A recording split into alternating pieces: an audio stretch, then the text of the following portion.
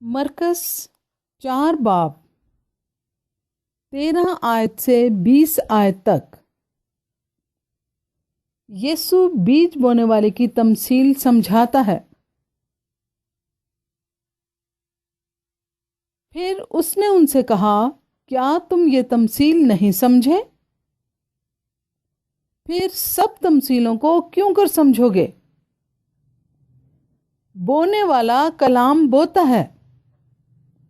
جو راہ کے کنارے ہیں جہاں کلام بویا جاتا ہے، یہ وہ ہیں کہ جب انہوں نے سنا تو شیطان فی الفور آ کر اس کلام کو جو ان میں بویا گیا تھا اٹھا لے جاتا ہے۔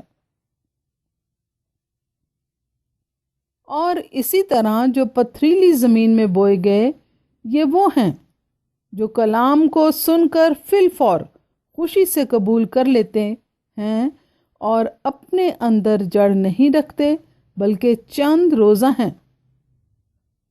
پھر جب کلام کے سبب سے مصیبت یا ظلم برپا ہوتا ہے تو فی الفور ٹھوکر کھاتے ہیں۔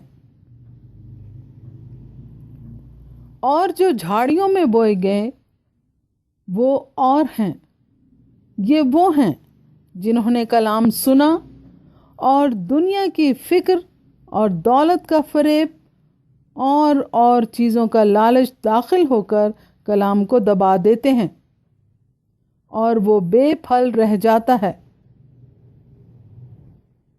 اور جو اچھی زمین میں بوئے گئے، یہ وہ ہیں جو کلام کو سنتے اور قبول کرتے اور پھل لاتے ہیں، کوئی 30 گنا، کوئی 60 گنا، کوئی 100 گنا۔